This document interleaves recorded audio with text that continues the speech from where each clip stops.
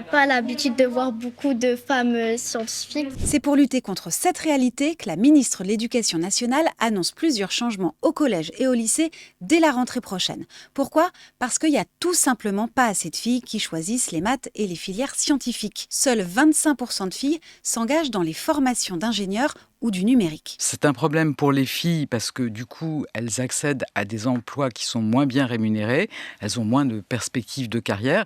Et puis c'est un problème pour notre pays parce qu'on ne forme pas assez d'ingénieurs, pas assez de techniciens. C'est souvent la faute au cliché. On a longtemps entendu que les filles étaient nulles en maths ou que les maths c'était un truc de garçon. Mais ça pourrait changer car l'année prochaine, au collège, il y aura des classes de 4e et 3e aménagées pour les maths et les sciences.